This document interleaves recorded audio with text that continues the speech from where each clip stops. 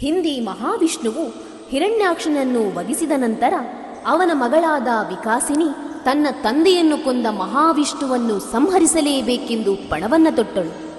ಶಿವದೇವನನ್ನು ಮೋಸದಿಂದ ಉಳಿಸಿಕೊಂಡು ಅವನಿಂದ ಅಂಧಕಾಸುರ ಎಂಬ ಮಗನನ್ನು ಪಡೆದಳು. ಶಿವನ ಪುತ್ರನಾದ್ದರಿಂದ ಅತಿ ಶೂರನೂ ಹಾಗೂ ಪರಾಕ್ರಮಿಯೂ ಆದ ಅಂಧಕಾಸುರನು ದೇವಾನುದೇವತೆಗಳ ವಿರುದ್ಧ ಸಮರವನ್ನು ಸಾರಿ ದೇವತೆಗಳನ್ನು ಹೀನಾಯವಾಗಿ ಸೋಲಿಸಿದನು. ನಂತರದಲ್ಲಿ ಮಹಾವಿಷ್ಣುವನ್ನೇ ಹುಡುಕತೊಡಗಿದನು. ಅಂಧಕಾಸುರನನ್ನು ಸಂಹರಿಸಲು ದೇವಿಯಿಂದ ಮಾತ್ರ ಸಾಧ್ಯ ಎಂದು ತ್ರಿಮೂರ್ತಿಗಳು ನಿರ್ಧರಿಸಿ ದೇವಾನುದೇವತೆಗಳ ಜೊತೆಗೂಡಿ ಆದಿಶಕ್ತಿಯನ್ನು ಪ್ರಾರ್ಥಿಸಿ ಆಕೆಯನ್ನು ಪ್ರತ್ಯಕ್ಷಳಾಗುವಂತೆ ಮಾಡಿ ತಮ್ಮ ತಮ್ಮ ಶಕ್ತಿಗಳನ್ನೆಲ್ಲ ದೇವಿಗೆ ದಾರೆ ಎರೆದರು. ದೇವಿಯು ಅಂಧಕಾಸುರನನ್ನು ಸಂಹರಿಸಲು ಹೋದಾಗ ಪ್ರಾಣ ಉಳಿಸಿಕೊಳ್ಳಲು ಸಮುದ್ರದತ್ತ ಓಡಿ ಹೋದನು. ತಾನು ಬದುಕಲು ನೀರಿನ ಒಳಹಾರಿದನು. ದೇವಿಯು ರಕ್ತೇಶ್ವರಿಯಾಗಿ ರೂಪಾಂತರಗೊಂಡು ಅಂಧಕಾಸುರನನ್ನು ಸಂಹರಿಸಿದಳು.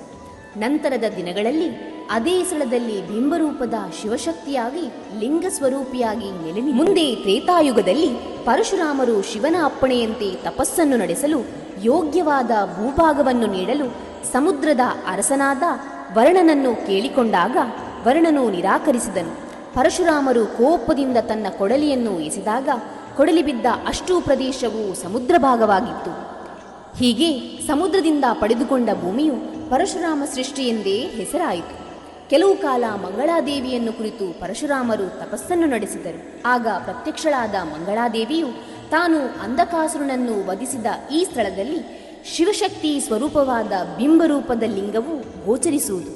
ಅದನ್ನು ಶುದ್ಧೀಕರಿಸಿ ಗುಡಿಯನ್ನು ನಿರ್ಮಿಸಿ ಉತ್ತಮ ಬ್ರಾಹ್ಮಣರಿಂದ ಪೂಜೆಯನ್ನು ನಡೆಸಲು ತಿಳಿಸಿದರು.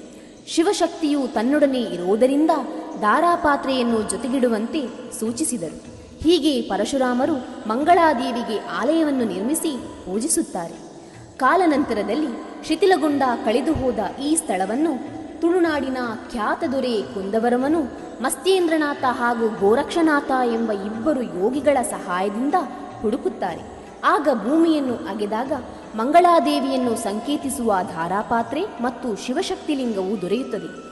ಅವುಗಳನ್ನು ಪ್ರತಿಷ್ಠಾಪನೆ ಮಾಡಿ ಮಂಗಳಾದೇವಿಗೆ ಭವ್ಯ ದೇವಾಲಯವನ್ನು ಕಟ್ಟಿಸುತ್ತಾರೆ. ಅನಂತರವೇ ಈ ಮಂಗಳಾದೇವಿ ನೆಲೆಸಿರುವ ಈ ಪುಣ್ಯ ಜಾಗವು ಮಂಗಳೂರು ಎಂದು ಹೆಸರಾಯಿತು.